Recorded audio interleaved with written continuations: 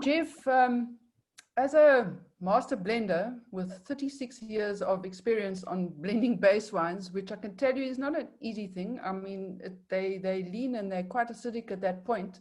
So you really need experience. Tell us how you go about this vital step of choosing the best components for Monro Brut, bearing in mind that it has to be a long time on the lees. Yeah, you wouldn't say that I had 36 experience looking at me, but that photo was taken a while ago.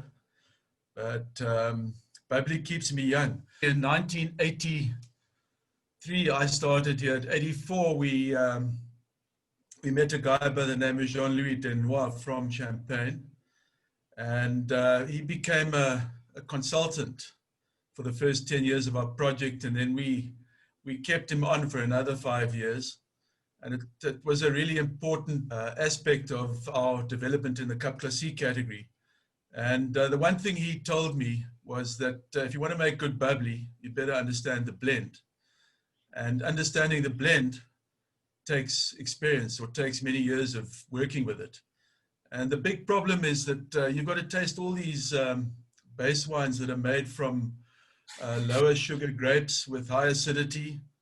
And you need to be able to look into the future and determine how they are going to taste and perform in the bottle after second fermentation and so on, and yeast contact. So that experience is quite critical. And you know, I spend a lot of time with Zander and Nathan as well, tasting the base wines. But you know, these days with the size of our bubbly business, we have, you know, 30 different cuvées on the table. We basically evaluate all the different tanks, and we'll pick out the Chardonnay, the Pinot Noir, and obviously determine whether Pinot Meunier is necessary. And then we'll make up the Monro Brut blend.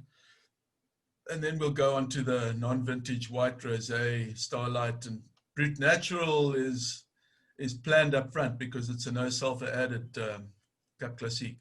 But the Monro Brut is a bubbly that that requires the best components. We'll taste and we'll look at the analysis. I've got a list of analysis going back for the last 30 years, and I know which bubblies perform the best, and I know what analytic parameters are important for a good quality Monro Brut.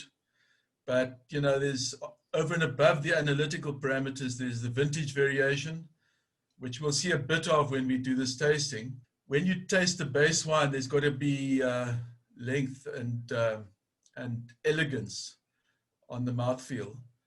And I mean, that's basically how we put it together. We also have the wooded portion, the oak portion.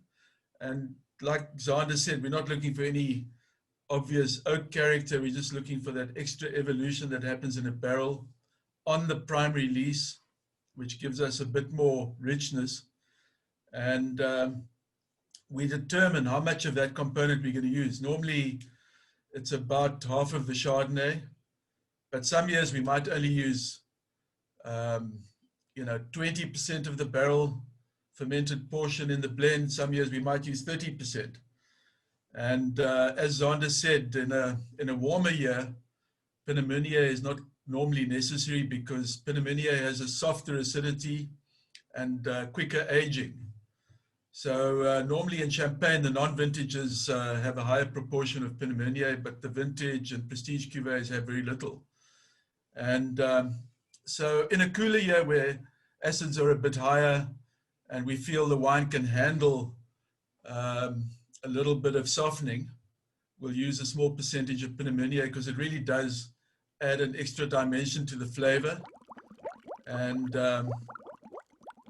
that's basically how we approach the blend.